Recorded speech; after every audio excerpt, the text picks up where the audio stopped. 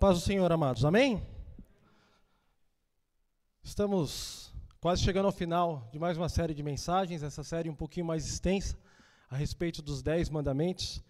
E hoje falaremos do 9º mandamento. Por favor, abramos as nossas Bíblias em Êxodo capítulo 20, verso 16. Êxodo 20, verso 16 diz: Não dirás falso testemunho contra o teu próximo. É um texto curto, podemos repeti-lo. Não dirás falso testemunho contra o teu próximo. Vamos orar? Santo e amado Deus, em nome de Jesus, Pai querido, a começar em mim nessa noite, fala aos nossos corações. Nós queremos, nós precisamos, nós carecemos, Senhor, de ouvir a Tua voz, conhecer as Tuas verdades, conhecer mais do Teu amor. Mais uma vez, em nome de Jesus. Amém. Quando eu me deparei com o 9º mandamento, a primeira coisa que me veio à mente foi, beleza, ok, mas o que é falso testemunho? Muitas vezes nós pensamos, é mentir, é falar mentiras. De forma geral, se você buscar no dicionário, diz assim: é entendido como mentir ou distorcer a verdade em qualquer situação onde a informação é importante e pode afetar a vida de outros, seja em um contexto pessoal ou profissional.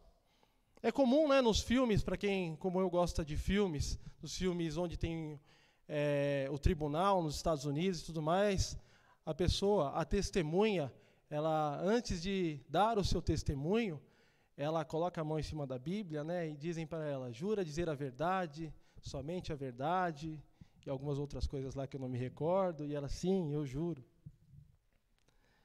Por quê? Porque ela vai testemunhar, ela tem a obrigação para que aquilo que está acontecendo possa ter um fim justo, esse testemunho tem que ser correto. E quando falamos de falso testemunho, eu fiquei bem surpreso ao entender tudo o que abrange essa questão. Não sei se vocês, como eu, têm percebido nesta série, quando foi falado sobre o adultério, nossa, tudo isso aí é adultério? Quando foi falado sobre não matarás ou não furtarás na semana passada, nossa, mas tudo isso aí é não matar? Tudo isso aí eu não posso fazer para obedecer o não furtarás? E não dirás falso testemunho? Não é diferente. Eu anotei aqui alguns exemplos e a gente vai percebendo que a régua, de fato, ela é bem alta. E mais para frente eu explico o porquê.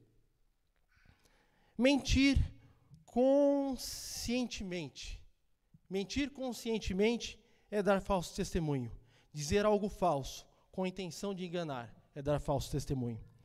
Omitir a verdade, silenciar-se, não falar quando você sabe a verdade, esconder a informação importante que pode livrar alguém da culpa ou revelar a verdade, isso também é dar falso testemunho. Exagerar fatos, aumentar uma história ou inventar detalhes que distorcem a realidade, é dar falso testemunho. Fofocar, espalhar informações que prejudicam a mensagem de alguém sem necessidade, mesmo que elas sejam verdade. Eu vou falar do meu irmão ali, uma coisa que vai denegrir a imagem dele, mas ninguém está me perguntando, eu vou falar só porque é legal, é gostoso fofocar. Isso também é dar falso testemunho. Difamar, dizer algo sobre alguém com a intenção de manchar a sua reputação. Caluniar, acusar alguém de algo que ela não fez, é dar falso testemunho. Fazer julgamento sem provas, isso, se você for tentar buscar na sua memória, isso nós fazemos a todo tempo. Muitas vezes sem saber o contexto, às vezes vendo só um lado de uma situação, nós muitas vezes tomamos partido. Tirar conclusões e espalhar essa informação sem ter provas ou testemunhas. Hipocrisia, que aí já trata da nossa vida, É viver de maneira falsa, aparentando o que é sem ser, enganando os outros sobre a sua vida ou sobre a sua fé. Para o cristão, a gente pode dizer claramente que hipocrisia é professar uma fé, é dizer professar esta fé e não viver de acordo com aquilo que a sua boca fala. Hipocrisia é falso testemunho. Prometer e não cumprir. E aqui eu lembrei, os pais talvez se identifiquem. Sabe a criança, quando você está passeando com seus filhos? Vocês que vão ser pais logo não façam isso. Sabe quando você está passeando com seus filhos? Eu lembro muitas vezes, né? Pai, mãe, eu quero isso. Ah, na volta eu compro. Eu estou esperando essa volta até agora. Mas você está sinalizando para o seu filho que você não é confiável. Porque ele com certeza pensa, poxa, mas meu pai falou que na volta ele ia comprar. Ele não comprou. Ser conivente com a mentira. Permanecer em silêncio diante de uma injustiça. Apoiar a injustiça com a sua presença, com a sua aprovação. Isso é dar falso testemunho. Falsos elogios ou bajulação. O famoso puxa-saco, que quer agradar ao chefe. Quando eu vi isso aqui, falsos elogios, eu pensei logo num casamento, né? Homens, com certeza vocês já passaram por isso. Sua esposa olha para você e fala, amor, estou bonita? E aí você olha, de fato ela é bonita, porque você a ama, né? A Silmara é bonita, né, amor? Mas muitas vezes a blusa não está combinando com a calça e tudo mais, você não vai falar, amor, não, você está feia. Você vai tentar ali, né? Dar um jeito. Bajulação também é não falar a verdade. Falar com a intenção de manipular, muitas vezes, sem sinceridade. E entre diversos outros exemplos, ensinar heresias, se aquilo que eu estiver falando aqui à frente não for a verdade, isso é pecar com falso testemunho. Testemunhar sem ter certeza, fazer piadas ou comentários que degridem a imagem do seu irmão é dar falso testemunho. Fingir arrependimento quando de fato você não está arrependido é dar falso testemunho. Nossa, Jonathan, mas tudo isso, tantas coisas, às vezes coisas tão pequenas, isso não vai fazer mal para ninguém. Às vezes uma fofoquinha aqui, às vezes um sarrinho do irmão sem estar na presença dele, uma coisa às vezes tão boba. Isso aí é pecado, mas isso não vai fazer mal para ninguém. Como eu disse no começo, a régua é muito alta. E eu vou contar uma história para ilustrar isso aí. Eu não vou dizer o nome da pessoa dessa ilustração, mas essa história é verídica. Esse fato aconteceu em 2014 e foi muito noticiado na mídia. Se você procurar lá, você vai descobrir toda essa história, se você não lembrar de ter visto, de fato, nos jornais, na TV e tudo mais. Em 2014, na cidade do Guarujá, ali na região mais de periferia dessa cidade, uma região mais humilde, começou-se a correr um boato de que uma bruxa, uma mulher com más intenções, estava raptando crianças. E ela seduzia essas crianças, ofertando a elas doces, balas. E ela raptava essas crianças para fazer rituais de magia negra, para sacrificá-las, para matá-las. E esse boato foi tomando conta da região, e as pessoas foram falando, e naquela época o Facebook estava muito em alta. E aí tinha uma página, se eu não me engano, chamava Guarujá Alerta, e essa página no Facebook noticiou que esse boato estava correndo de fato. E aí, como é uma rede social, as pessoas interagem, né, e pessoas ali fortalecendo esse boato, eu ouvi falar isso, eu ouvi falar aquilo, e as pessoas acompanhando a mídia social, e aquilo foi tomando aquela região, as pessoas começaram a ficar cada vez mais assustadas. Aí até os donos dessa página do Facebook foram até as autoridades policiais perguntar, estão existindo alguns casos de raptos de criança realmente? né, isso é verídico, porque começou a tomar uma proporção meio grande naquela região, as pessoas de fato estavam assustadas. E a polícia disse, não, isso é só um boato, nada está acontecendo.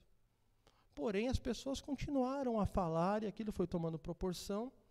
E aí alguém compartilhou um retrato falado dessa suposta bruxa.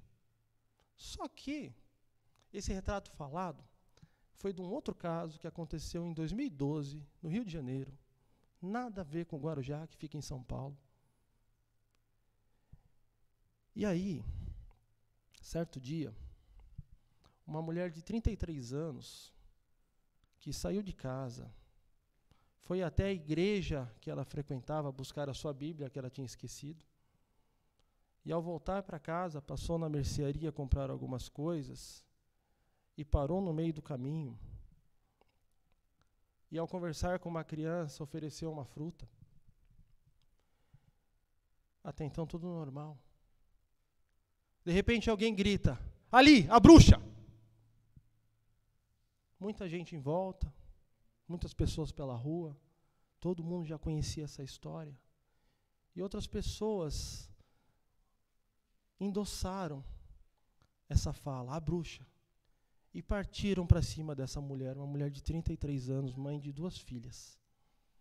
Essa mulher foi linchada no meio da rua.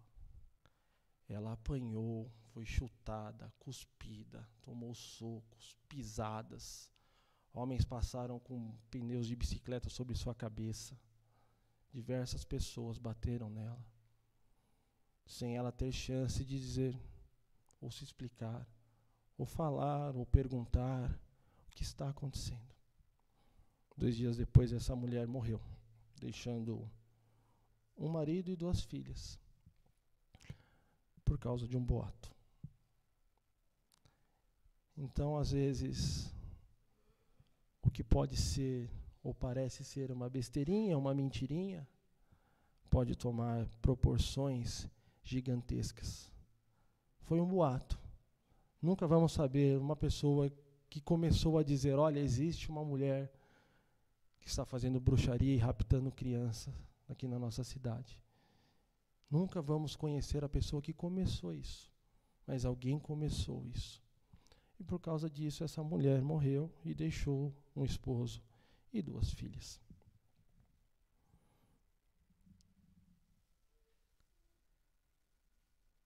É interessante a gente perceber que as palavras, não sei se vocês perceberam na liturgia, ela tem de fato poder.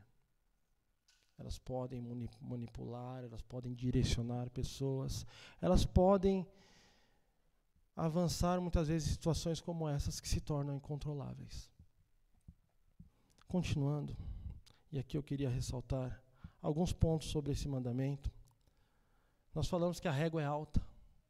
De fato, você proferir mentiras ou sombra de mentiras é algo que Deus não tolera, é algo que Deus não permite.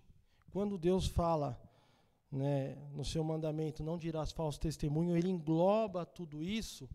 Lembremos que os 10 mandamentos, eles são a expressão da santidade, do caráter de Deus, de quem Ele é, da sua grandeza. E Deus, Ele é completo e suficiente. Deus, ele é realizado em si mesmo.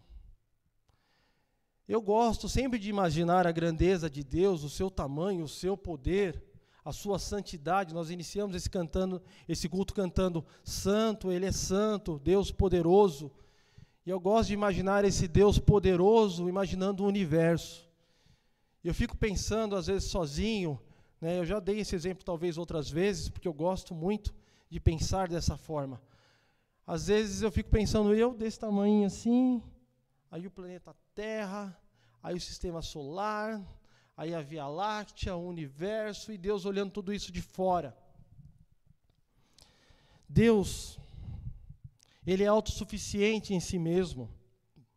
Deus, Ele é completo em si mesmo. Deus, Ele é perfeito.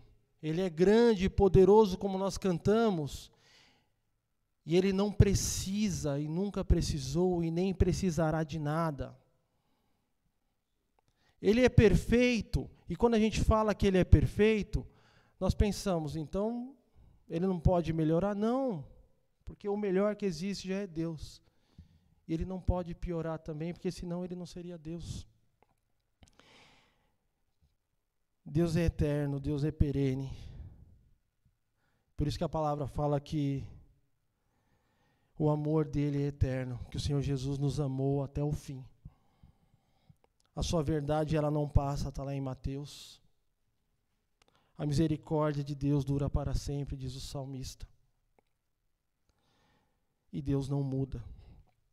É interessante, nós lemos Tiago no início da liturgia, e temos alguns textos de Tiago também para exemplificar esse Deus poderoso, grande, que não precisa de nós e que não muda. Por que eu ressalto que Ele não precisa de nós? Porque muitas vezes você pode pensar, mas Ele queria ser adorado. Não, Ele é autossuficiente. Ele se alegra no Filho e no Espírito, e o Filho do Espírito no Pai, e Ele coexiste com Ele mesmo suficientemente. Mas então por que Ele nos criou? Ele não nos criou para podermos adorá-lo? Nós devemos sim adorá-lo. Mas o fato de Ele nos criar não foi para demonstrar a sua glória. Simplesmente Ele podia e Ele fez. E nós o adoramos porque reconhecemos a sua glória. Tiago 1,17 diz: toda boa dádiva e todo dom perfeito são lá do alto, descendo do Pai das luzes, em quem não pode existir variação. O texto poderia acabar aí, em quem não pode existir variação. Mas Tiago ainda acrescenta, ou sombra de mudança. Nós louvamos e adoramos e conhecemos um Deus no qual não pode existir variação. A palavra de Deus diz que Ele não é homem para que minta, porque mentira é do ser humano, não é de Deus. Mas então Deus não pode mudar? Não pode. Não, mas e se ele... Não, Deus não muda. Nem sombra de mudança. Por quê? Porque Ele já é perfeito. Não tem como Ele ficar nem mais, nem menos. Ele é Deus. E como eu disse, os 10 mandamentos revelam o caráter de Deus, quem Ele de fato é. E o 9º mandamento diz que Ele é a verdade, Ele é a justiça. E nada que compromete a verdade ou a justiça é aceitável aos olhos de Deus. Por isso que essa régua é tão alta e por isso que qualquer coisa que possa trazer sombra de inverdades ou de injustiça incorre no pecado do 9º mandamento. Deus é perfeito, Deus é justo, Deus é verdadeiro. Como foi falado aqui já, Ele cumpre as suas promessas. Ele não mente. Por isso a régua é alta. E andar na mentira é caminhar nos caminhos do diabo. É se afastar de Deus. O diabo é o enganador. E ele é o enganador desde o princípio. Ele é o pai da mentira, diz João 8,44, mas ele é o pai da mentira desde o princípio. Se formos ler Gênesis, capítulo 3, um texto bem conhecido, mas vamos ler ele com essa ótica. Gênesis, capítulo 3, verso 1, diz assim: mas a serpente, mais sagaz que todos os animais selváticos que o Senhor Deus tinha feito, disse à mulher: é assim que Deus disse? Não comereis toda a árvore do jardim? Respondeu-lhe a mulher: do fruto das árvores do jardim podemos comer, mas do fruto da árvore que está no meio do jardim, disse Deus, dele não comereis, nem tocareis, para que não morrais. Então a serpente disse à mulher: é certo que não morrereis. E aí ela distorce a verdade, né? Esse não morrer, muitas vezes você vai deixar de existir. Esse morrer é se afastar de Deus. é estar longe de Deus, da companhia de Deus que eles tinham. Verso 5, porque Deus sabe que no dia em que dele comerdes, se vos abrirão os olhos, e como Deus sereis conhecedores do bem e do mal. O diabo, desde o começo, já incitando a mulher a desobedecer a Deus, incitou com mentiras. Se ela sentasse com a mulher e explicasse, olha, funciona assim. Deus, né, você tem essa comunhão com Ele, e por isso que a vida de vocês aqui no paraíso é o paraíso. Mas se você desobedecê-lo, você vai se separar dele e as consequências podem ser complicadas. Você até vai perceber que você está nu, entender outras coisas, mas é lógico. O diabo não ia fazer dessa forma. Ele é o pai da mentira. Deus é a certeza de que as coisas que são ditas vão acontecer. O homem, muito pelo contrário, ele é instável. Por quê? Porque ele é manchado pelo pecado. Nós, todos os cultos, passamos por um momento de confissão dos nossos pecados. O que eu já disse outras vezes, é um momento da liturgia que nos colocamos na presença de Deus e pedimos perdão pelos nossos pecados de fato, e que isso deve ser um reflexo do nosso dia a dia. A nossa liturgia deve ser um reflexo das nossas vidas. Domingo, ela só é transmitida aqui de forma coletiva, mas todos os dias nós devemos adorar ao Senhor como adoramos aqui, nós devemos ler e estudar a sua palavra como estamos fazendo nesse momento, nós devemos pedir perdão pelos nossos pecados como fazemos no momento de confissão. E o homem é tão instável que você pediu perdão domingo passado também, não pediu? Eu pedi. Você pediu perdão durante a semana também, não pediu? Eu também pedi. E hoje nós pedimos perdão, não pedimos? Vamos pedir amanhã? Porque somos instáveis. Mas Deus é santo. Como nós cantamos no começo, o Senhor Deus e poderoso, digno de louvor. E por Ele ser santo, por Ele ser poderoso, por Ele ser perfeito, Ele não pode mentir. Ele não pode falhar nas suas promessas. O que Ele fala, de fato, vai acontecer. É interessante que você pode pensar, não, então eu encontrei uma coisa que Deus não pode fazer, mas se Ele mentir ou se Ele enganar, Ele vai ser menos. Ele é perfeito, Ele não vai mentir de fato, Ele não vai enganar, Ele não pode. Vai contra o que Ele é. E por isso Ele espera isso de nós. É lógico, somos fracos, pequenos, pecadores. E por isso que Jesus veio. Mas depois a gente fala de Jesus. Não é verdade? Incorrer no falso testemunho é a entrada, eu brinquei comigo mesmo pensando em casa, é a entrada para outras drogas. Né? O falso testemunho é a entrada para você quebrar outros mandamentos.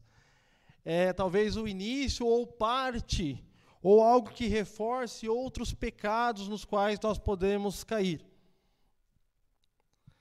Nós falamos aqui do 7º mandamento, não adulterarás. Mas quem adultera precisa mentir para esconder o seu adultério. Então, automaticamente, ele cai no 9º mandamento junto. Quem furta, domingo passado foi falar sobre isso, o 8º mandamento, mente para não ser descoberto. Mente para que não percebam que foram furtados. 6º mandamento, não matarás. Aquele que mata, e nós percebemos que matar não é só o fato de você assassinar alguém, mas você odiar o seu próximo, você querer o mal do teu próximo. Você, quando cai nesse pecado, você esconde os seus verdadeiros sentimentos. Então também você cai no 9º mandamento. Falaremos no domingo que vem sobre a cobiça. Mas quem cobiça vive com a aparência falsa, fingindo contentamento, sem estar contente. Não vou entrar mais nisso aí para não dar spoiler aí do que o reverendo vai falar no domingo que vem. Quem desonra pai e mãe, muitas vezes omite e engana os seus pais. Então também cai no 5º mandamento. Tiago nos fala que se não tropeçarmos no falar, nós comandamos todo o corpo. Nós lemos aqui Tiago 3, e nós lemos do verso 6 em diante. Eu quero ler um pouco antes, eu quero ler do verso 2 ao 5. Tiago capítulo 3, verso 2, porque todos tropeçaram em muitas coisas. Se alguém não tropeçar no falar, é perfeito varão, capaz de refrear também todo o corpo. Se você não tropeça no falar, você pode refrear todo o seu corpo. Você domina o seu ser. Eu sempre comentei com os irmãos que minha mãe é uma mulher muito sábia, né, e ela sempre me ensinou muitas boas coisas. E, às vezes, quando eu pecava, falando algo que não deveria falar, ela olhava para mim e falava assim, olha o Tiago 3, hein? Tiago 3 segue aqui no verso 3. Ora, se pomos freio na boca dos cavalos para nos obedecerem, também lhe dirigimos o corpo inteiro. Observai igualmente os navios que, sendo tão grandes e batidos de rijos ventos, por um pequeníssimo leme, são dirigidos para onde queira que o impulso do timoneiro. Verso 5. Assim também a língua, pequeno órgão, se gaba de grandes coisas. Vede como uma fagulha põe em brasas tão grande selva. No exemplo que eu dei da mulher que foi linchada publicamente, bastou uma pessoa falar, a bruxa, e tal atrocidade aconteceu. Devemos cuidar daquilo que falamos, devemos cuidar da nossa língua. Aquilo que falamos prejudica as pessoas se não tomarmos cuidado. O texto que nós lemos em Êxodo, o mandamento, ele não é só não dirás falso testemunho, mas ele também se completa em contra o teu próximo. Não dirás falso testemunho contra o teu próximo. E aí vem a pergunta, quem é o meu próximo? Falamos já sobre isso outras vezes e muitos dos irmãos vão lembrar e até sabem a resposta. Do quem é o meu próximo? Mas eu não posso deixar de falar porque o mandamento diz, não dirás falso testemunho contra o teu próximo.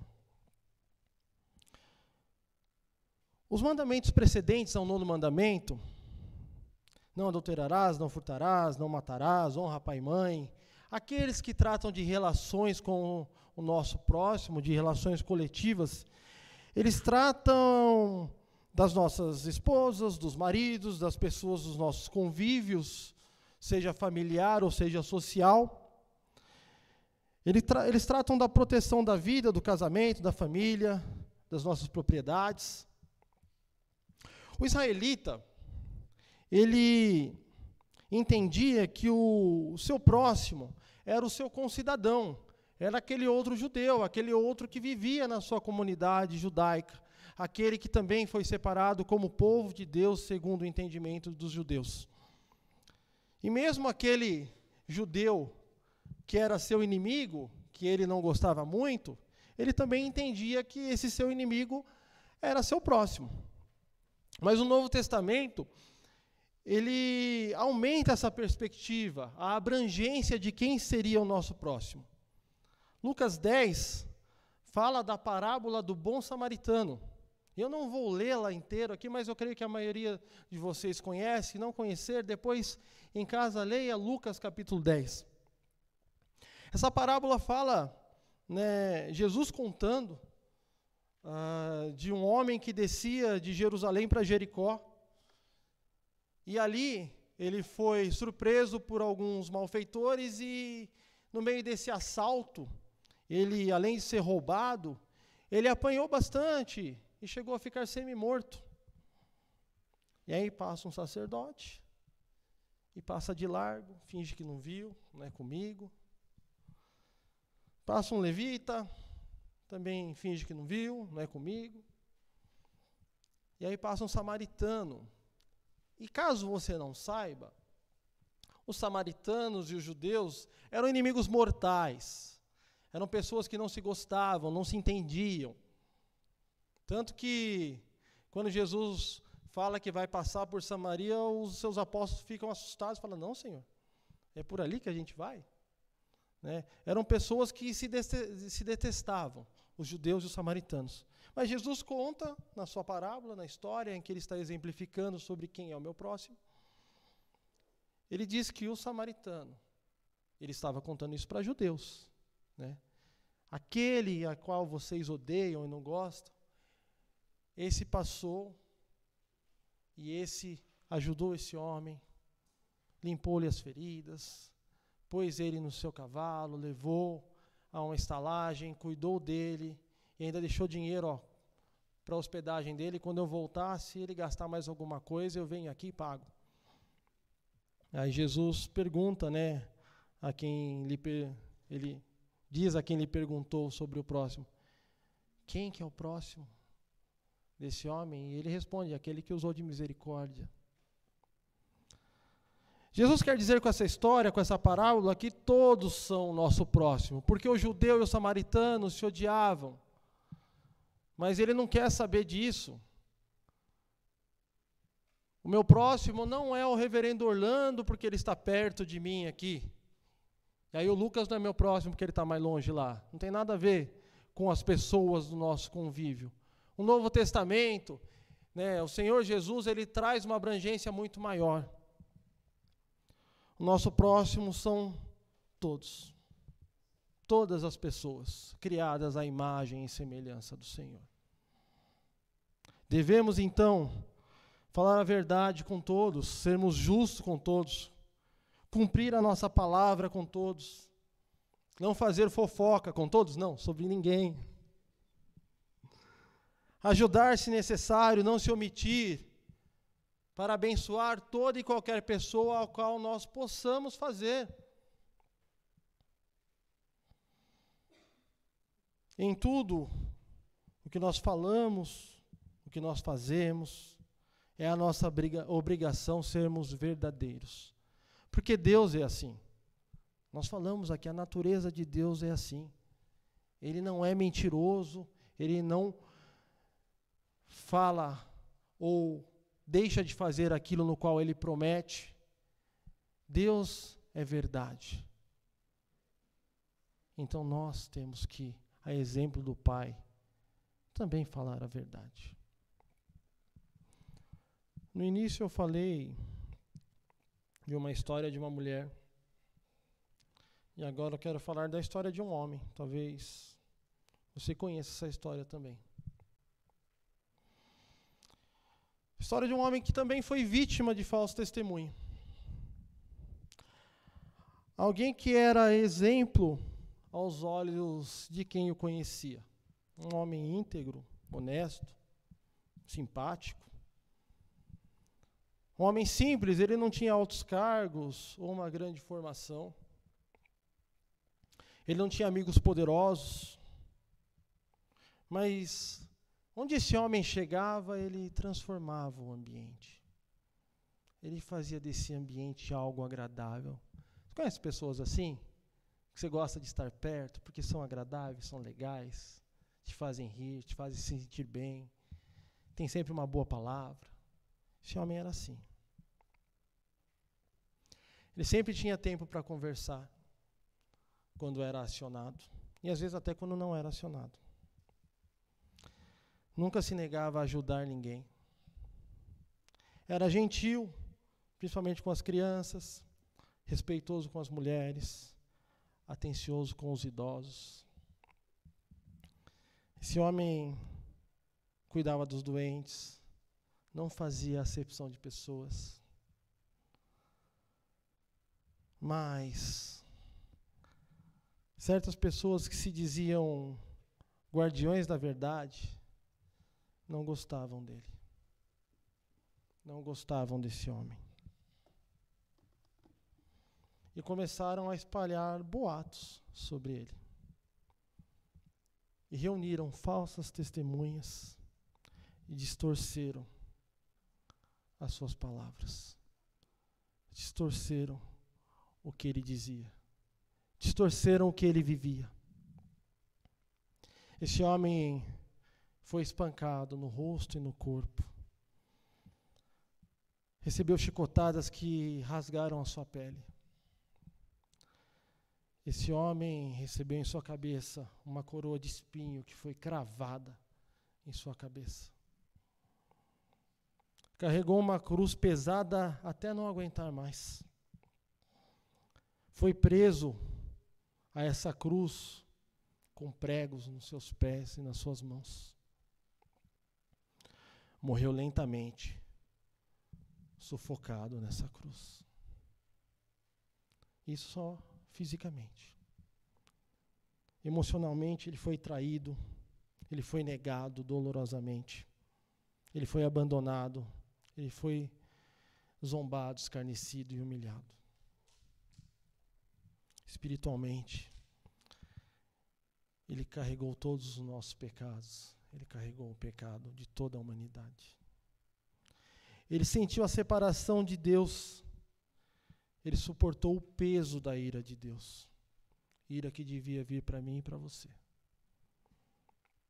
Ele foi ao limite da dor para que nós pudéssemos ter vida. Ele sofreu tudo isso calado, sem reclamar, sem tentar se defender. Tudo isso calado. Um silêncio que gritava amor.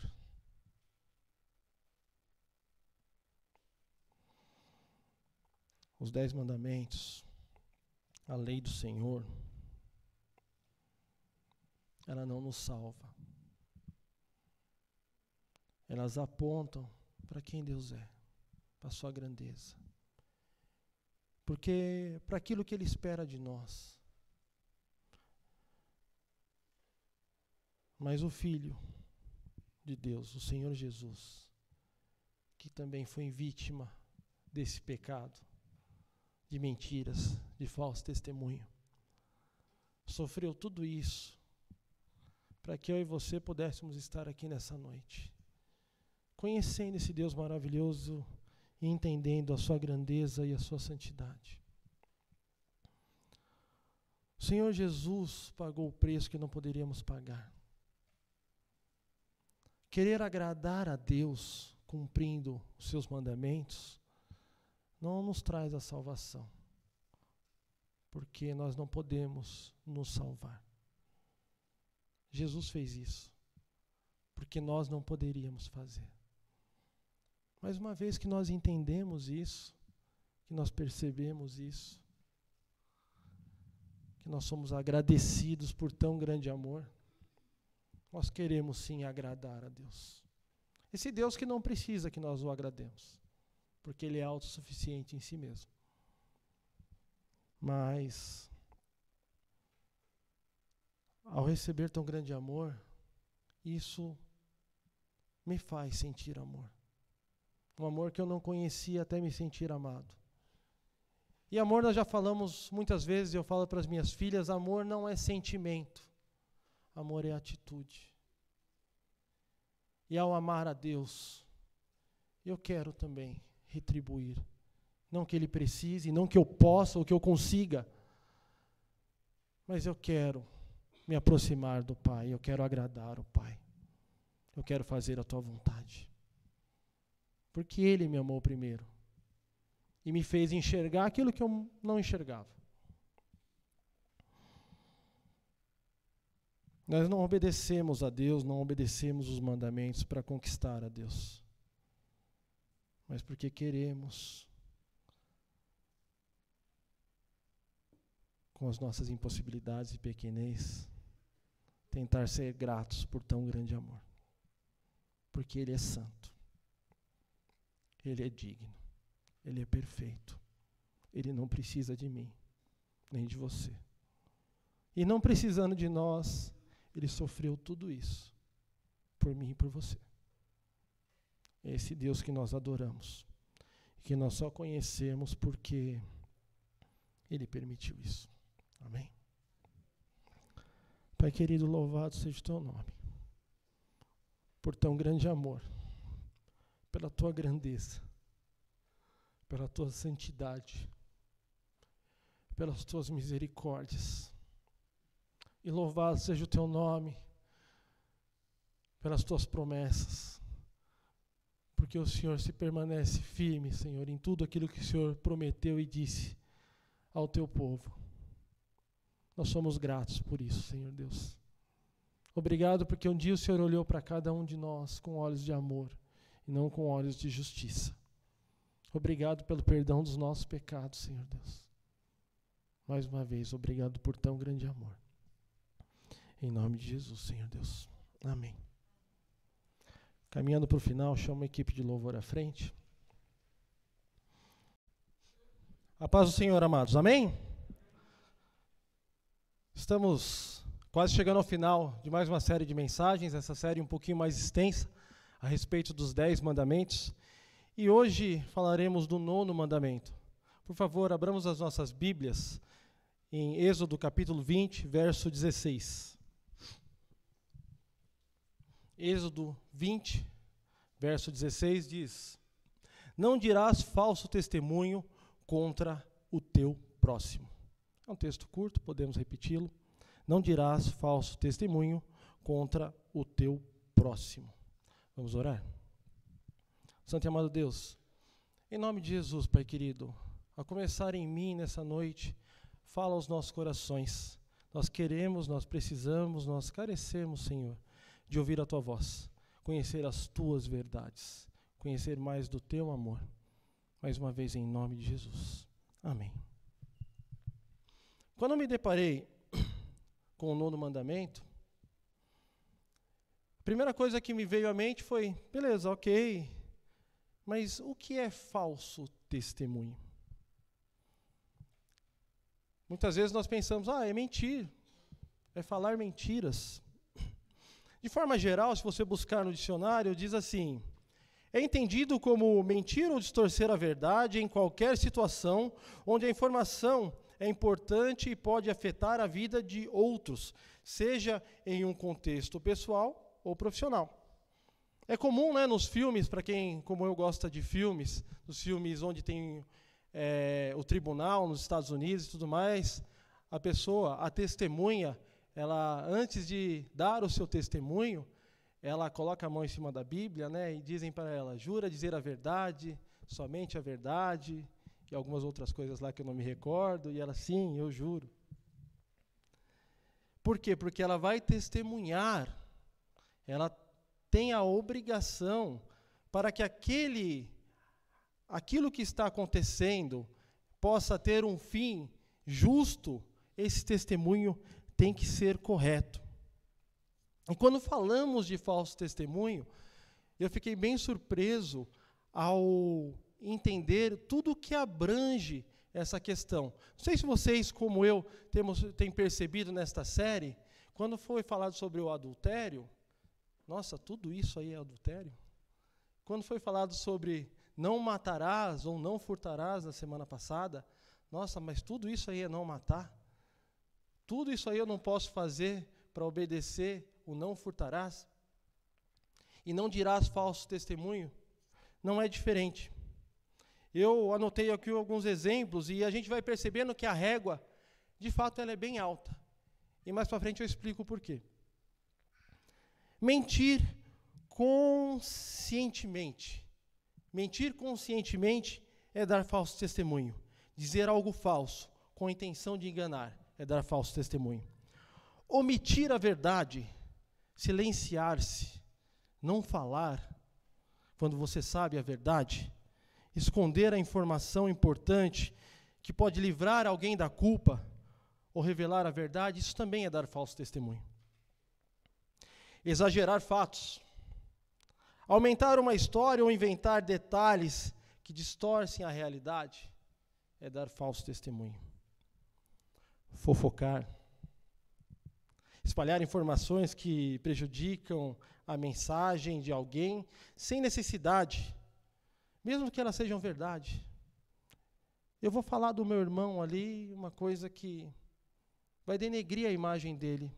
Mas ninguém está me perguntando, eu vou falar só porque é legal, é gostoso fofocar. Isso também é dar falso testemunho. Difamar, dizer algo sobre alguém com a intenção de manchar a sua reputação. Caluniar, acusar alguém de algo que ela não fez, é dar falso testemunho. Fazer julgamento sem provas, isso, se você for tentar buscar na sua memória, isso nós fazemos a todo tempo. Muitas vezes sem saber o contexto, às vezes vendo só um lado de uma situação, nós muitas vezes tomamos partido. Tirar conclusões e espalhar essa informação sem ter provas ou testemunhas. Hipocrisia, que aí já trata da nossa vida, é viver de maneira falsa, aparentando o que é sem ser, enganando os outros sobre a sua vida ou sobre a sua fé. Para o cristão, a gente pode dizer claramente que hipocrisia é professar uma fé, é dizer professar esta fé e não viver de acordo com aquilo que a sua boca fala. Hipocrisia é falso testemunho. Prometer e não cumprir. E aqui eu lembrei, os pais talvez se identifiquem. Sabe a criança, quando você está passeando com seus filhos? Vocês que vão ser pais, logo não façam isso. Sabe quando você está passeando com seus filhos? Eu lembro muitas vezes, né? Pai, mãe, eu quero isso. Ah, na volta eu compro. Eu estou esperando essa volta até agora. Mas você está sinalizando para o seu filho que você não é confiável. Porque ele com certeza pensa, poxa, mas meu pai falou que na volta ele ia comprar. Ele não comprou. Ser conivente com a mentira. Permanecer em silêncio diante de uma injustiça. Apoiar a injustiça com a sua presença, com a sua aprovação. Isso é dar falso testemunho. Falsos elogios ou bajulação. O famoso puxa-saco, que quer agradar ao chefe. Quando eu vi isso aqui, falsos elogios, eu pensei logo num casamento, né? Homens, com certeza vocês já passaram por isso. Sua esposa olha para você e fala, amor, estou bonita? E aí você olha, de fato ela é bonita, porque você a ama, né? A Silmara é bonita, né, amor?